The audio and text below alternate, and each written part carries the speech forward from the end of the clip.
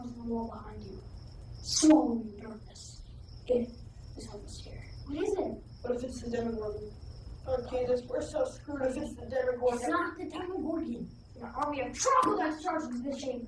Troglodytes? Told you.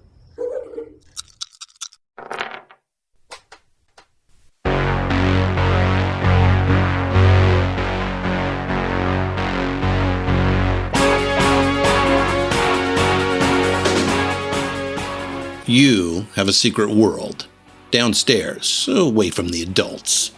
Tonight, it's a map on a table stained with soda rings. It's a language of dwarves and elves, spoken only with your closest friends. It's the first place you get to make the rules, the first thing that is truly yours. And it makes more sense than the so-called real world upstairs. Then, the voice comes. The voice of adult paranoia. It doesn't ask. It doesn't understand. It just knows. This thing you love is wrong, dangerous, filthy. And it's over. Now. The anger comes later. First, the hot tears, the helpless feeling of being judged by someone who refuses to learn the language. Pack it up. This is over. That paranoia was planned, deliberate. It didn't just show up in your house one evening and infect your parents. They were propagandized, bullied, and lied to as well. And shit rolls downhill, and there you were in the basement. When that ignorant certainty gets organized, when it puts on a suit and testifies, it gets a name. The Parents Music Resource Center. And a place, Washington, D.C. And a date, September 19th, 1985. Today we're raising the question, how far should society go to keep young children from being exposed to images and words which may run counter to parents' values and beliefs in decency?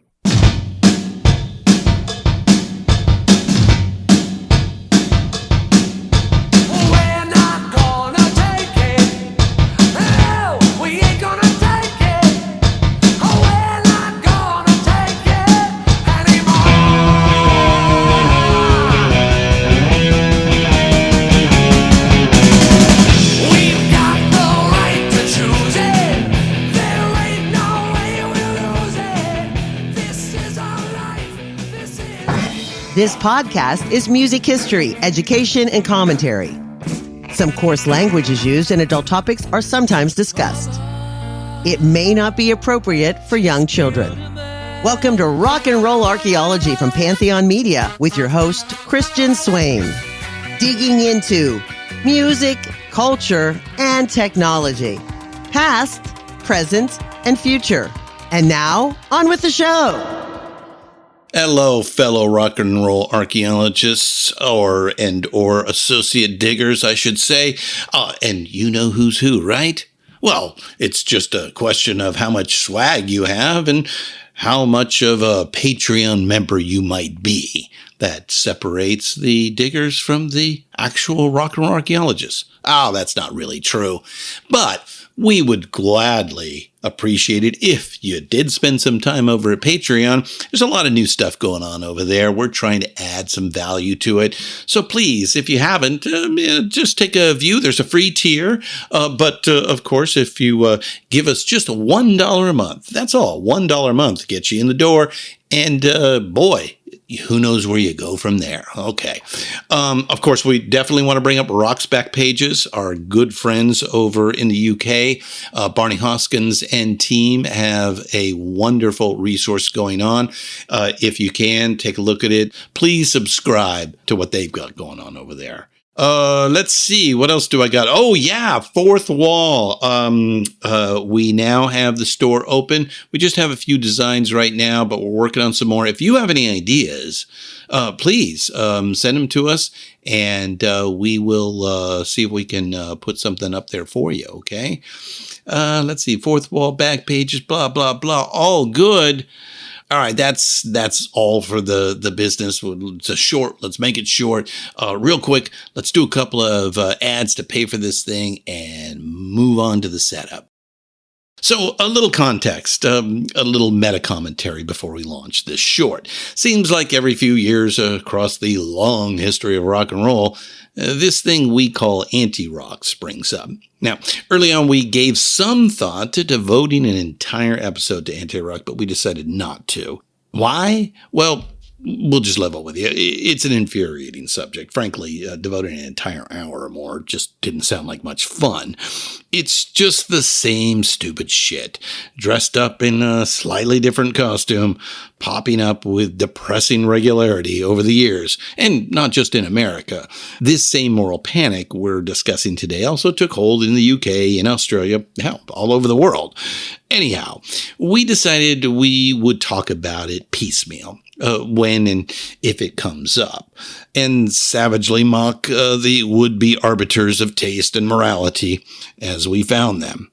And today, we have a prime example on the slab for you, the 1985 Senate hearings on rock lyrics, instigated by the Parents Music Resource Center, or PMRC. This one gets under our skin because it takes us right back. We were there. We watched it happen. That same weaponized ignorance that shut down that game in the basement that we talked about in the cold open was now turned against rock and roll. That feeling of helpless outrage, of being judged by an authority that refuses to understand, is the story.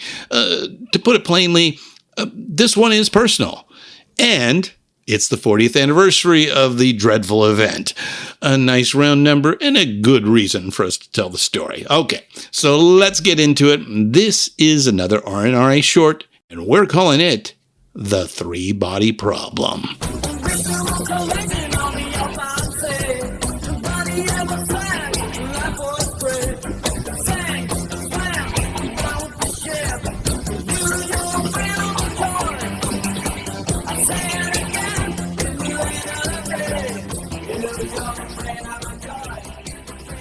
(1985), the year of the global jukebox, when rock and pop music felt like it owned the world.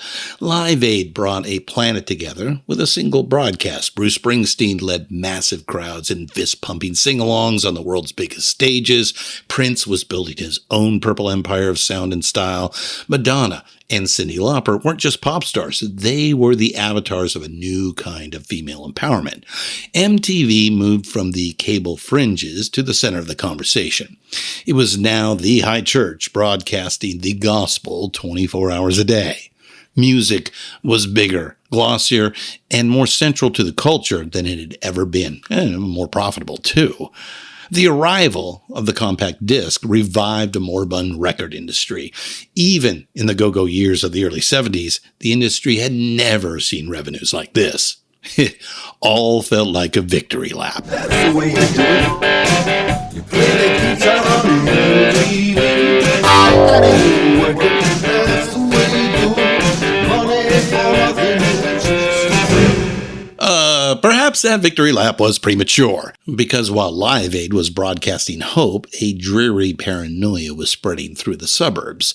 That paranoia had a ground zero, the McMartin preschool trial that started in 1983. There, investigators coerced children into telling lurid tales of satanic rituals and secret tunnels under the school. The case dragged on for 7 years before collapsing under its own weight. 0 convictions. But the verdict didn't really matter. What mattered was the playbook it created, a blueprint for turning private fears into a public crusade and a guaranteed way to get on the evening news. It started small. First, Patricia Pulling, a grieving mother in Virginia whose son committed suicide in 1982. In the wake of that tragedy, she founded an organization called BADD, B-A-D-D, Bothered About Dungeons and Dragons. A couple of years later, another mother, Tipper Gore, bought Prince's album Purple Rain for her daughter. Well, she was horrified by the lyrics to Darling Nikki. So You have the tale of two mothers. One, a private citizen channeling her understandable grief into a grassroots moral panic. The other, a politically connected insider, wife of a U.S. senator, someone with access to the levers of power. The PMRC was born. Tipper Gore was joined by Susan Baker, wife of the Treasury Secretary. Other political spouses came on board. They were quickly dubbed the Washington Wives by the news media. It was bad, but with a much better Rolodex. On the surface, their public proposals seemed measured and reasonable. We know this because we have their mission statement. They were careful to state they were not asking for censorship, only for consumer information. Their stated goals were ambitious, but presented as simple tools for parents. A rating system for records, not unlike the Motion Picture Association of America system, G, PG, PG-13, R, X, and V for violence. The printing of all lyrics on album sleeves, and pressure on record companies to police their own artists.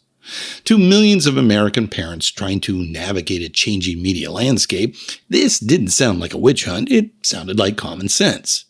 But the reasonable public face hid the dishonest tactics of a culture war crusade. And you didn't have to be a constitutional lawyer to see it. In fact, Hollywood, of all places, had already diagnosed the disease.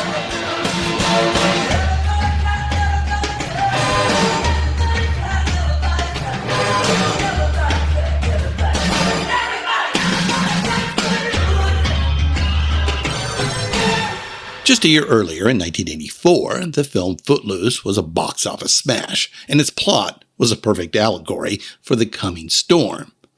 The story is simple. A charismatic preacher, grieving the death of his son, convinces his small town to ban rock music and public dancing. It was the same dynamic that had just played out in real life with Patricia Pulling and Bad, private grief weaponized into public censorship. The Footloose soundtrack was also a monster. It topped the Billboard charts for 10 weeks, spawning a half-dozen top 40 singles. It was a supreme irony, the whole country humming tunes from a movie about banning music. Beneath its Hollywood flash, Footloose was a warning, and it posed some tough questions. What is decent, and what is dangerous? And who gets to decide? The music industry, rolling in all that sweet, sweet compact disc money, wanted no part of answering any tough questions. The man tasked with protecting that booming industry was a suit named Stanley Gordikov. As president of the Recording Industry Association of America, the RIAA, his job wasn't defending artistic expression, it was protecting the revenue stream. He saw the PMRC not as an ideological threat, but as a public relations crisis that could hurt the bottom line. So before the first witness was even sworn in, Gordikov offered a preemptive surrender. Unbeknownst to the artists scheduled to testify, Gordikov proposed a single generic warning label voluntarily applied by the record companies. He abandoned principle, and he abandoned the artists, leaving them to walk into that hearing alone. At the hearing, the PMRC tactics were laid bare. This wasn't a debate. It was a show trial, a parade of performative outrage. They brought in hand-picked experts like a preacher named Jeff Ling. His star exhibit wasn't Prince or Madonna. It was an obscure punk band from Seattle called The Mentors. The Mentors' entire act was a satirical joke intended for adults who were in on it. They deliberately wrote shockingly offensive songs as parody. But Ling presented their lyrics with a straight face. He framed them as a mainstream danger to every child in America. Then came the academic, Dr. Joe Stussy. He soberly informed the committee that heavy metal wasn't just music. No, it was a religion of hatred. Okay, one that preached a gospel of hopelessness and despair to the nation's youth. This dishonest cherry-picking, this bad faith reasoning, it was the same logic they used to create their other key weapon, an enemies list they called the Filthy 15. And it was a hodgepodge of their favorite moral panics. Prince was on the list for sex. Judas Priest and Merciful Fate were cited for promoting the occult. And they claimed Twisted Sister's anthem, We're Not Gonna Take It, promoted violence. It wasn't a coherent argument. It was a rhetorical trap, baited with sound bites designed for the evening news. But they didn't count on the artists showing up to defend their work. They didn't count on the three-body problem.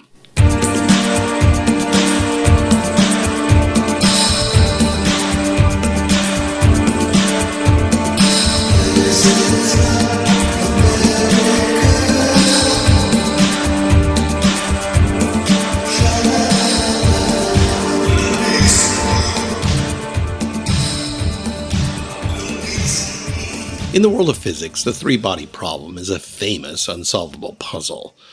The two-body problem is simple. Take a star and a single planet. Their relationship is a perfect, predictable orbit governed by the elegant laws of gravity, a simple binary system.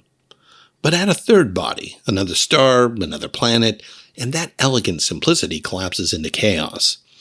There is no general solution for the three-body problem. The gravitational pull of the three objects on each other creates a system of endlessly complex, unpredictable, and unstable orbits.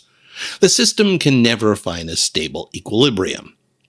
And on September 19, 1985, the Senate Commerce Committee, expecting a simple binary system, us versus them, decency versus filth, flew directly into a three-body problem.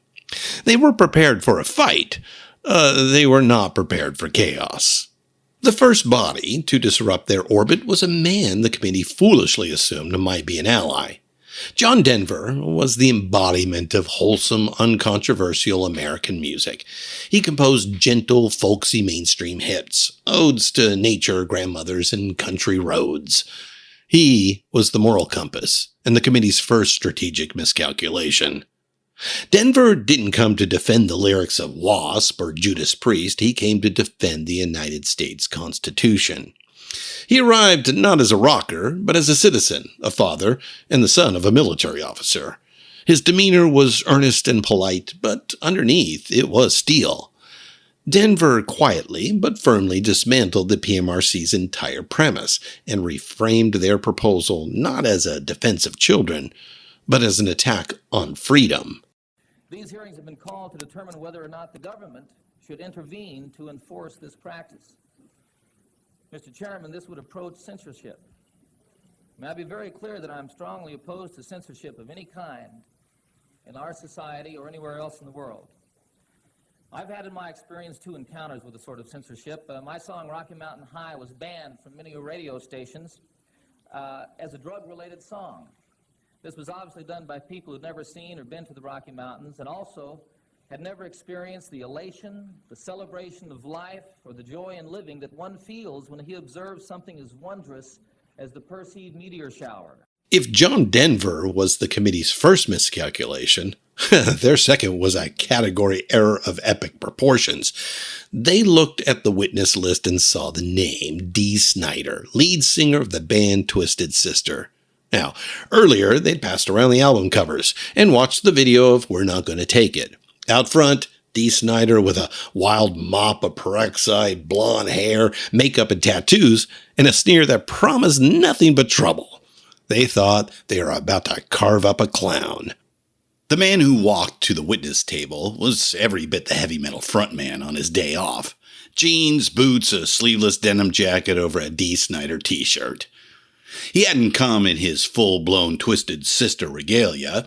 He'd just come as himself, the Trojan horse. In his fast-talking New Jersey accent, Snider introduced himself as a Christian, a husband, and a father of 3. And then, wielding the credibility that only the author of a work can possess, he demolished a key piece of the PMRC's methodology. He focused on their interpretation of one of his songs, Under the Blade. Tipper Gore wrote an article, and Susan Baker, one of the PMRC's founders, had testified that Under the Blade was about sadomasochism, bondage, and rape. Snyder calmly explained the song was written for his guitarist, who was terrified of an upcoming throat surgery. The blade was a surgeon's scalpel. He then looked directly at the committee and turned their entire line of reasoning back on itself. He argued that the person seeing sadomasochism in his lyrics was the only person with a dirty mind. Since I seem to be the only person addressing this committee today who has been a direct target of accusations from the presumably responsible PMRC, I would like to use this occasion to speak on a more personal note and show just how unfair the whole concept of lyrical interpretation and judgment can be, and how many times this can amount to little more than character assassination. I have taken the liberty of distributing to you material and lyrics pertaining to these accusations. This attack was contained in an article written by Tipper Gore, which was given the form of a full page in my hometown newspaper on Long Island. In this article, Ms. Gore claimed that one of my songs, Under the Blade, had lyrics encouraging sadomasochism, bondage, and rape. The lyrics she quoted have absolutely nothing to do with these topics. On the contrary, the words in question are about surgery and the fear that it instills in people. D. Snyder showed the PMRC wasn't analyzing the evidence. They were the evidence. Their lurid interpretations weren't a diagnosis of the music. They were a confession of their own state of mind. This is the Central Scrutinizer. It is my responsibility to enforce all the laws that haven't been passed yet. Enter Frank Zappa, the third body, the one with the most complex and unpredictable gravitational pull. We'll call him the surgeon. Which could eventually lead to the death penalty. Frank Zappa did not come to Washington as a rock star. Rather than emphasize his musical credentials, which were vast, he presented himself as a small businessman, an employer in a suit and a tie, a vital participant in the economy who was outraged by this unfair, irrational restraint of his trade. Layered on top of that, he testified as an American citizen who had read the United States Constitution and, unlike many of the PMRC witnesses, actually understood it. His attitude wasn't earnest like Denver or defiant like Snyder, more like lethal boredom, the look of a genius forced to suffer fools. He refused the bait. He would not debate the filth of pop lyrics. That was a child's game, and he was there to have an adult conversation. He would not be put on the defensive. He was there to attack, to put their entire fraudulent enterprise on trial, their motives, their tactics, and the constitutional bankruptcy of their crusade. Zappa's best surgical strike was aimed directly at the PMRC's favorite and most fraudulent analogy, the MPAA movie rating system. He had to explain a simple, inconvenient fact to the committee. Actors, he reminded them, are paid to pretend. But a warning sticker on an album isn't a rating of a story or a fictional character. It's a scarlet letter slapped directly onto the forehead of the artist. It stigmatizes the creator and damages their reputation. And most critically, for a small businessman like Zappa, it gives corporate retailers a convenient excuse to refuse to carry the product. It becomes a tool for backdoor censorship and a restraint of trade. Warning labels, Zappa argued, were an instrument of economic warfare disguised as a helpful tip for parents.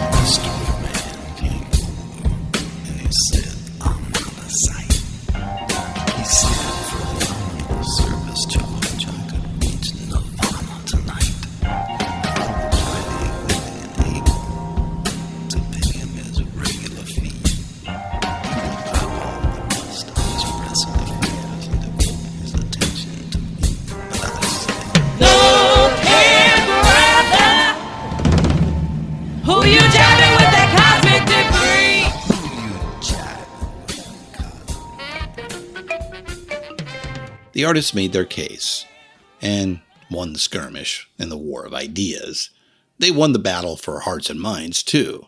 The senators and the PMRC looked like scolds, like out-of-touch fools. The whole thing was rightly perceived as a grandstanding sham, a waste of everybody's time. But the battle in the Senate hearing room was just one front.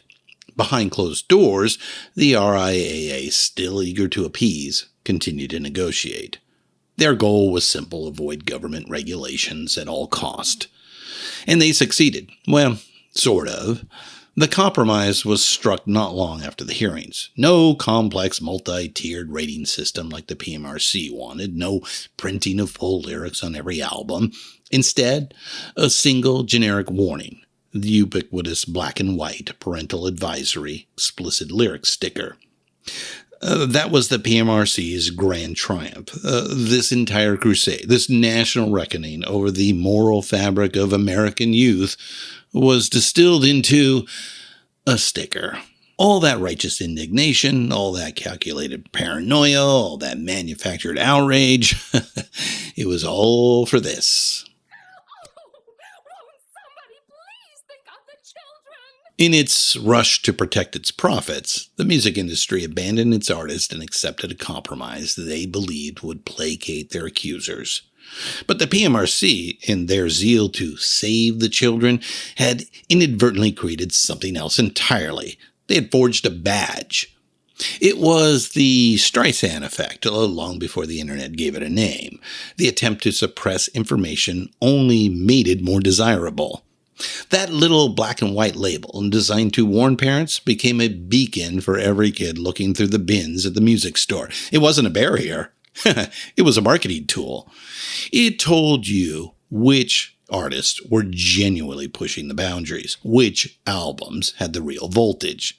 Kids hungry for authenticity, for rebellion, for a secret world, saw that little sticker as the ultimate endorsement. The PMRC's grand triumph was a spectacular self-inflicted wound. They wanted to protect innocence. They ended up packaging defiance. Like we've said before here, it always backfires. It's awesome. Gloriously stupid. But that's only the poetic truth. The accountant's truth was colder, more cynical, because that sticker, while a badge of honor to kids, became a weapon for corporations. Major retail chains like Walmart refused to carry stickered albums at all. It created a new class of corporate censors who could kill an artist's distribution in the name of company policy. And with that, Frank Zappa's most dire, least ironic prediction came true. The warning label did become an instrument of economic warfare, just as he said it would. He saw it all coming. Years before the hearing, he'd given a name to the petty authoritarianism that sought to control artistic expression: creeping fascist theocracy. 2 months after the hearings, he released Frank Zappa Meets the Mothers of Prevention. On the cover was a warning, guarantee, his final word on the whole absurd episode. It started out, "This album contains material which a truly free society would neither fear nor suppress." It's outrageous filth. Rape, incest, it's outrageous filth. Now the effects of such lyrics like sandpaper towel may not be cataclysmic. The emotional damage is more subtle. Fire and chains and It's outrageous other objectionable tools of gratification. The PMRC wanted to shut down that secret world in your basement, to clean up the language, sanitize the ideas, and make the rules. They wanted to enforce a bland conformity they confused with decency. But true decency and true freedom lies in the messy, vibrant, sometimes offensive exchange of ideas. The story of the three-body problem is a reminder. When you try to suppress that, it doesn't disappear. It just spins off, finds a new orbit around a new sun, finds a new language, and a new defiant beat. Somebody in an office someplace is making a decision about how smart my child is. Interested to see what toys your kids ever had. Why would you be interested? Just as a point of interest in this. Well, come on over to the house and I'll show them to you. Just keep your nose to the grindstone, they say. Will that redeem us, Uncle Remus?